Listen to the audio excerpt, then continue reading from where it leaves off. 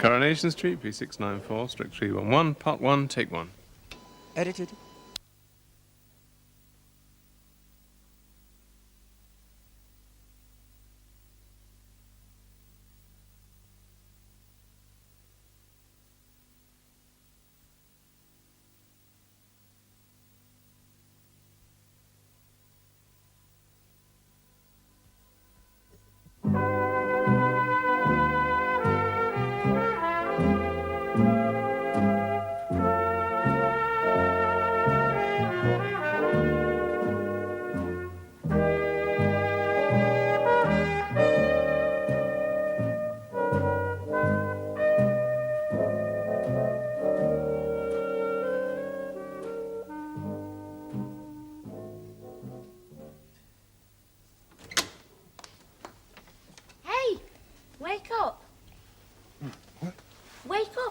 To you. You with the Beauregard stubble on your chin. What's the matter?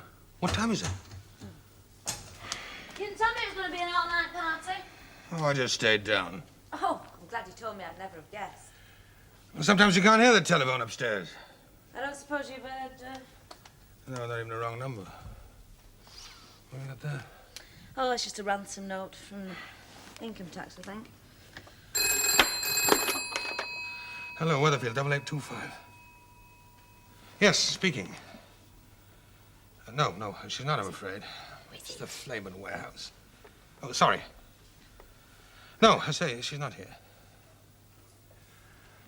Well, I did have a phone call from her last night. She's a bit off color. Well, she went to stay with a friend of hers, and she didn't feel up to making the journey back. What? Oh, did she? Well, yes, I did know about that. Well, look, she won't take any time off unless it's absolutely necessary. I suppose she'll get back as soon as she's fit. Yes. All right, thank you. Goodbye. No news, Ellen? Not a flaming whisper. Oh, well, something's bound to turn up. Oh, thank you very much. A great comfort. What else can I say? You know what I feel like? Well, we can guess. I feel like kicking down the front door of every house in the kingdom and searching every room. Where would that get you? At least I'd be doing something. Yeah, rattling the bars of a cold prison cell with a tin mug. Where are you going? I'm going to the police. But you said you weren't going to involve the police. Yes, I know, but something I've just been told from the warehouse rather makes a mess of that precious theory of yours. What theory? Elsie asked for 1 day off. Just 1 day, that's all. So she wasn't going away in a permanent flit, was she? Oh, so that squashes the idea of Dennis Maxwell. Except I suppose she wouldn't be giving notice anyway. Just start tongues wagging. He's round the twist. Is he? Elsie wouldn't just sneak out like that. She'd tell him straight she was going and pack her bags. And she'd take all them fancy clothes with her. Maybe. Then again, maybe not. Come in, my boy. Thank you. Sit down. Thank you. So you're off for a day's cricket, huh? Yes. Weather permitting, the forecast is good.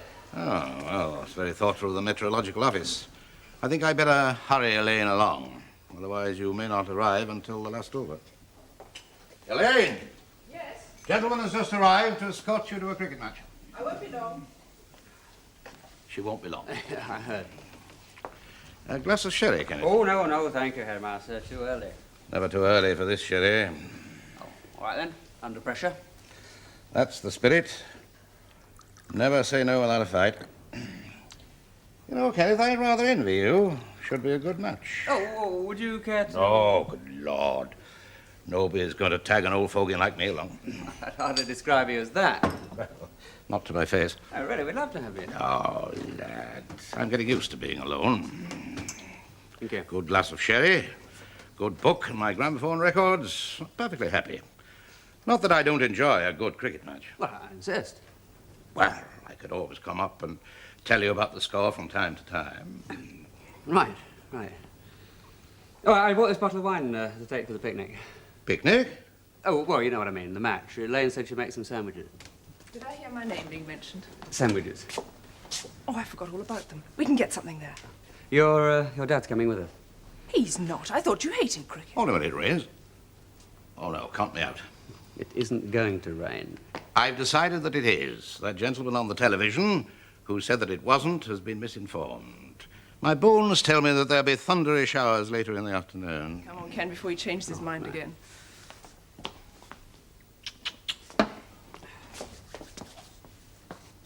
What has come over you?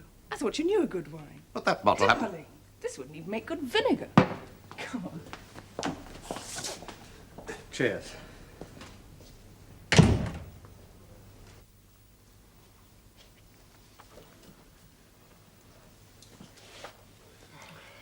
Well, you seem to have given me a pretty good description, sir.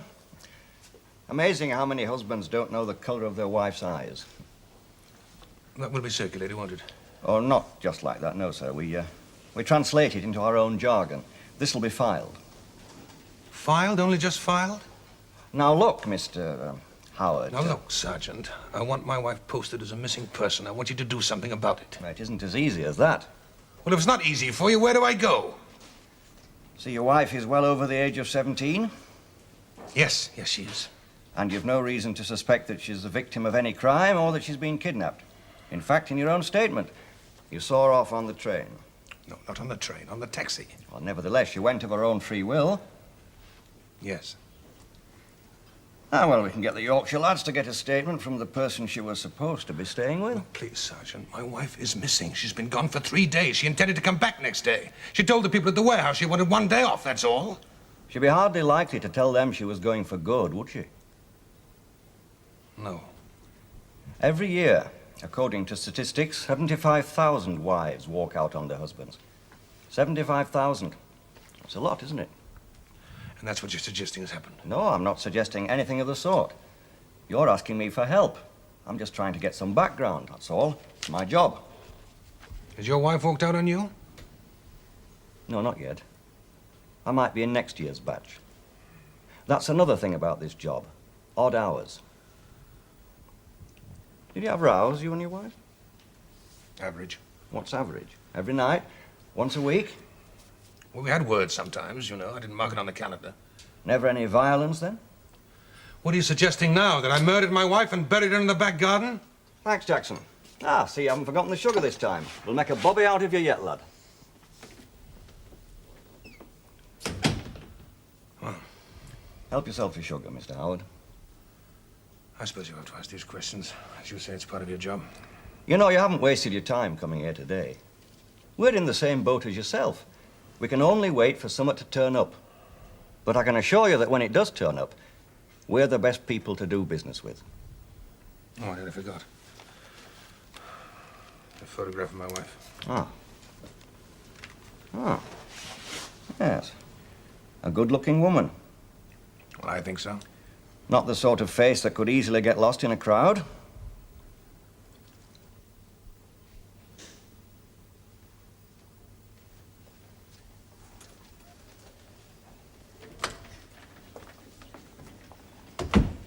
Everything all right, nurse? Everything's fine, sister. You know Mrs. Higgins is being discharged this morning. She can't wait. She's been ready for the past hour. And I've just had word from casualty. There's another patient coming up. Bed 3. Compound fracture, tibia and fibula. Suspected femur as well. Poor woman. Yes, poor woman. What's this then? A betting slip? It's this one. She's been muttering to herself. I jotted down what I could make out. Well, that's a good sign. Shows her brain's functioning. Well, it's a start. Now, let's see what she says. Double glazing, Pentonville, Dennis Tanner. You sure you've got the name right, nurse? Dennis Tanner? Oh, quite sure, sister. In fact, she went on rather a lot about this Dennis Tanner, whoever he is, calling him a damn fool and other such names. Well, madam, you've told us quite a bit about yourself. Double glazing, that doesn't mean very much, though, does it? Well, it might, in a small way. It's the way she said double. More like double. Wow. I'd say she was northern. Looks like we're getting somewhere at last. A fracture, number 3.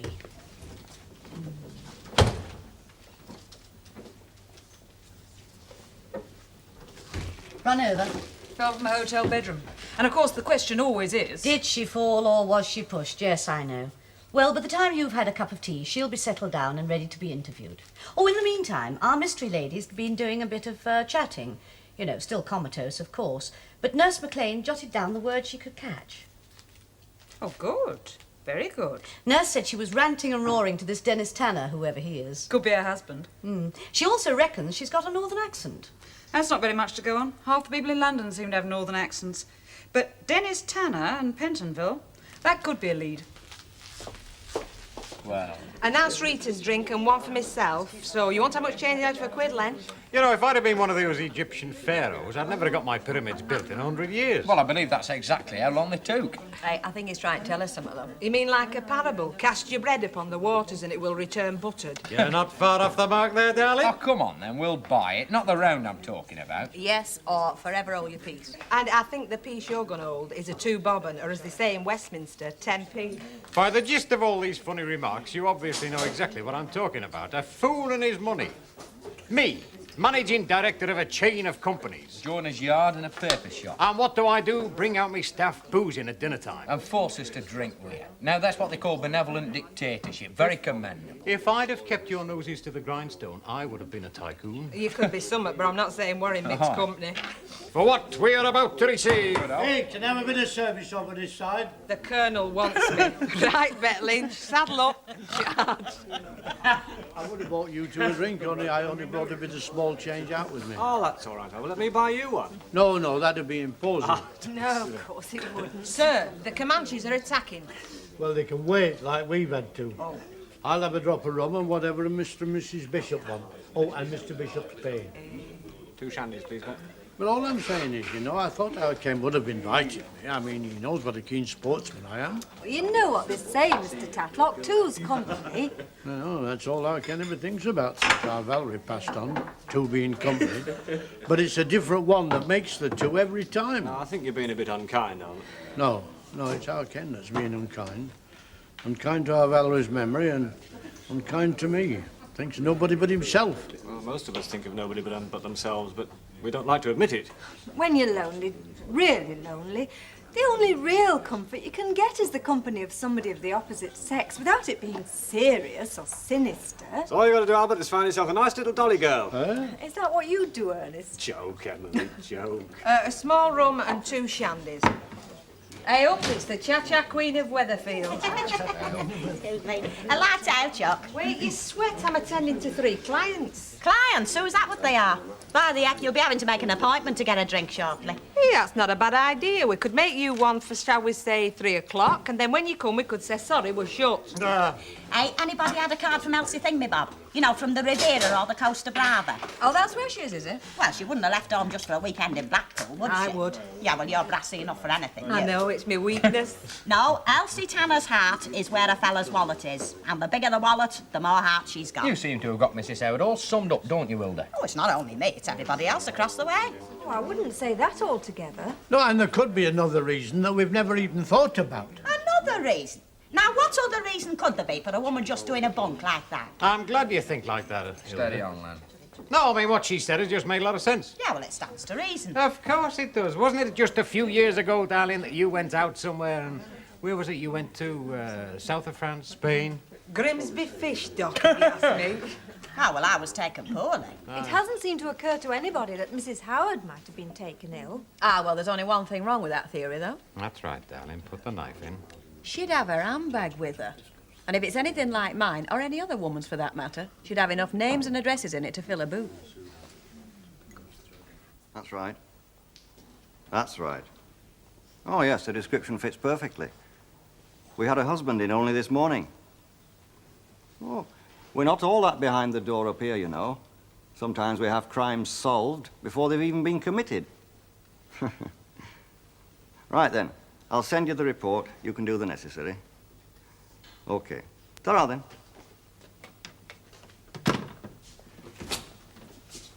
Ah, just on your way home, are you, Thompson? No, not straight. Might snatch a quick pint on my way. We get in the back door somewhere. Right. Fancy snatching it in that pub in Coronation Street? Official police business, is it? Well, you'd be doing a fella a favour. That fella's you, Sarge. They'll have the price of the pint. Chap called Howard called in this morning to report his wife missing. Looked as though he'd been up all night, and the night before as well. Anyway, she's turned up in one of the London accident wards. That's his address and that's hers. Aye, I'll tell him. You know, Thompson, one of the funny things about being a bobby is you can be wrong. Oh, can you? Aye.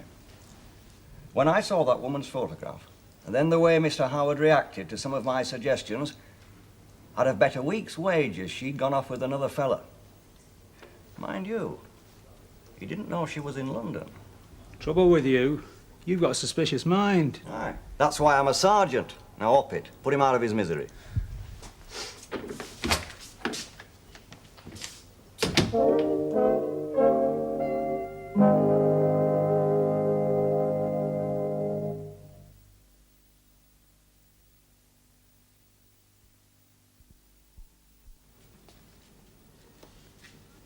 Coronation Street, P694/311, Part 2, Take 1.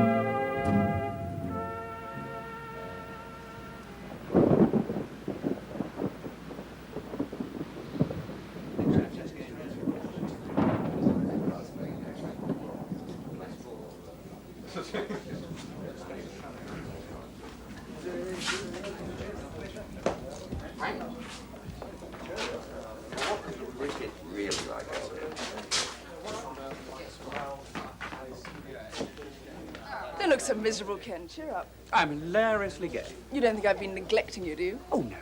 No. It's not your fault it's raining. I'd have introduced you to someone, but you seem to have introduced yourself. That was Bob you were talking to. Oh, that was Bob. Bit dull, isn't he? Not much to say for himself. I find him very talkative. Oh, how unusual. Yeah, for some strange reason, got talking about the army and new weapons and things like that. And when I gave him my point of view, he became quite volatile. Oh, well, that's because he's just come from... Oh, has he come from or graduated from Sandhurst? I really wouldn't know, never having been to or come from there. That's something else we've got in common. Well, before then you were talking to Vernon. Oh, that was Vernon, was it? Ah, and who is he? The next Archbishop of Canterbury? Oh, don't be so silly, Ken. He's a solicitor or an architect or a surveyor. Well, they're all more or less the same, aren't they? Not really, no. It's just that he looked the same. Thank goodness you don't look the same. Darling, you're the handsomest man here. And you are the Oh, most... excuse me, darling. I can just see Jack. I must go and talk to him. I haven't seen him for ages.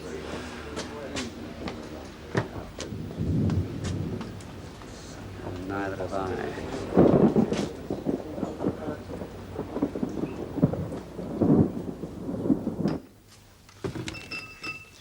This is where she is, sir. The casualty ward. What happened?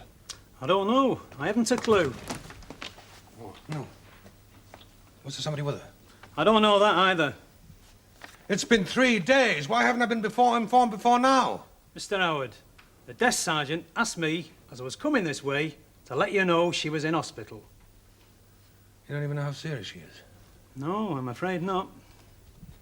All right, thanks anyway. Thanks very much. Well, I'll go snatch a quick pint before me dinner. You'll be lucky, mate. They shut 5 minutes ago. Policeman's lot is not a happy one. Constable, when this is sorted out, I'll buy you all the drink you can drink.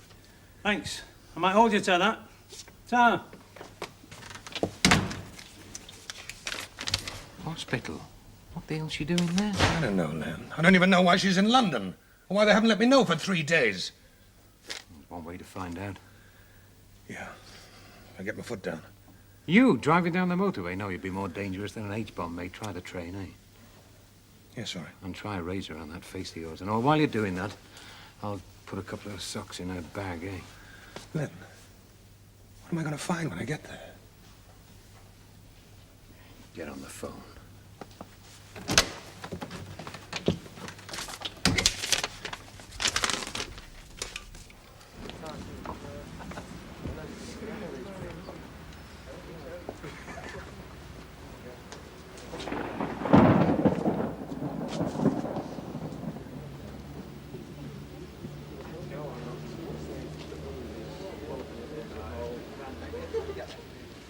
Well, looks like Dad's bones are right after all.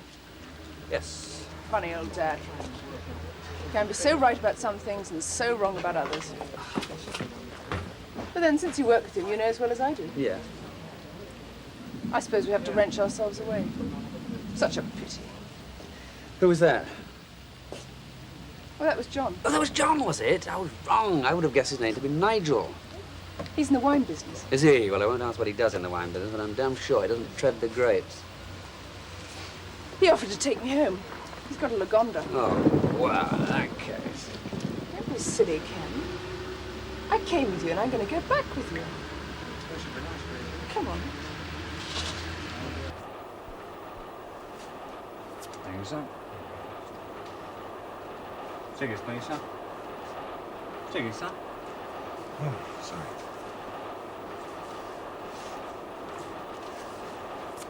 Thanks very much, sir.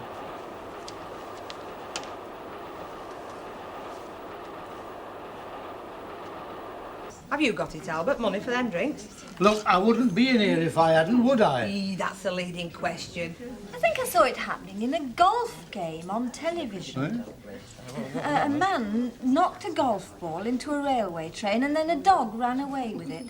Or was it into a lion's cage? Makes you wonder what they put in them shandies these days, doesn't it? I drove him to the station. I think it's a good job I did. He didn't know whether he was going to Blackpool or Birmingham. About what time would that be, then? Oh, about 3:30. He should be well on the way by now. Sure. Just like the police, innit? They love you to sweat. You'd think they told him a bit more. I don't think they knew. I bet he's going through hell on that train. I bet he feels like going out and pushing it. I mean, not knowing what condition she's going to be in. Not even knowing. She'll be all right. Well, how can you say that? She's like me, we're the kind that survive. That's not the only thing that's worrying him, though, you know. She's been in London now for 3 days. Say what you like. Points to a fella. Afraid it does on the face of it, aye. Friend of mine, it's going back some years now, went out to get a nice piece of fish for her husband's tea. Met her boyfriend round the corner in his fast sports car and spent the night in a hotel in Blackpool. When she come back the following morning, her husband clouted her for forgetting fish. It wasn't you by any chance, was it? No, darling. We meet with a loaf of bread. Ah, you're all the same, you women. Does that include me? Well, no, you're not married. I'm beginning to be glad I'm not. I mean, look at you three. You've all got broken marriages. Don't know anyone with happy marriage. What about the bishops? Yeah, they're just beginners. Now, come to think of it, I do know somebody. The Ogdens, but they're thick. I think you've got to be thick to have happy marriage. You know, you might just have something there, Lucy. You can tell me to mind my own business. Tell her to mind her own business. Mr. Fairclough has just asked me to inform you to mind your own business, Mrs. Ogden. Yeah, but I seen a uniformed member of the constabulary calling on Alan Hard at dinner time. Mind you, it's not the first time a member of the uniformed constabulary's called at that house. Do you know why he called her? Well, he didn't call for a social chat, because coppers don't do that. He called to find out if Alan had a dog licence. He hasn't got a dog. No, he's not. But he's going to get one, love. A dirty big Alsatian so that he can frighten away nosy Parkers like you.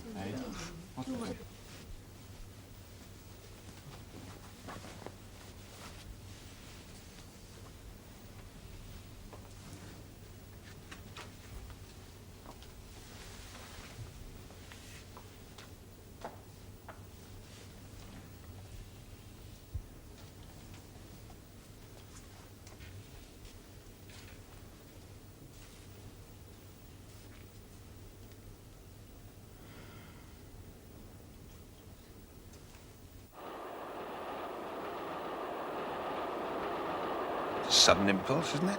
Well, I've a day earned to me, and tomorrow is as convenient as any. You can manage for a night, can't you? I told you, mate. She's run away with the milkman. Maxwell were up here last week.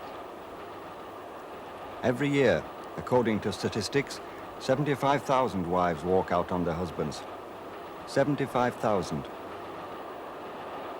I'll never believe the weatherman again. In future, I shall ask your father about the weather. He's quite a man, his dad. He's got quite a daughter. Thank you. Did you enjoy today? Very much. Honestly, even though I was rushing around and chatting up the lads. Yeah, it was a wonderful day. I'm glad. Look, I tell you what, why don't we round it off? Why don't we go somewhere this evening on a little place out in Cheshire where we could sit and have a meal and look out across the field? Oh, I'd love to. Good. But I can't. Another date? No, it's not a date. It's just that I promised John I'd look in and say goodbye. Where's he going? The moon? Brussels, common market business. I told you he was in wine. Yeah, well, he should be in formaldehyde. I'm not jealous. Not Of course I'm jealous. I'm a fella. No need to be jealous. Did you know the Romans once had vineyards on the banks of the River Severn? That this country once produced a wine which was considered to be one of the finest in Europe? You sure you won't put him on? I can't. I didn't put you off. And I've been honest with you. Well, in that case, I better shove off. I'll be in touch. Oh, look, Kenneth. Going? Yes, yes. Enjoy the match? Oh, very much, yes. Did you enjoy the wine? The wine? Excellent. Goodbye, Elaine. I'll phone you. Please. Goodbye, Martha. No, it's all right. I'll see myself down. Well, milady, Well, what? would you mind telling me just exactly what game you're playing at? Dad, I don't know what you're talking about. Mysterious creatures. You women.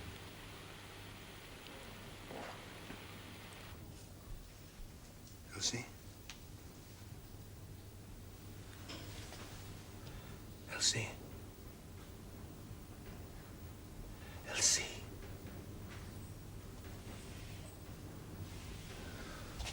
How serious is she? She's not making a great deal of progress. Not the best you can offer me? I'm afraid so. Mr. Howard, you'll have to have lots of patience.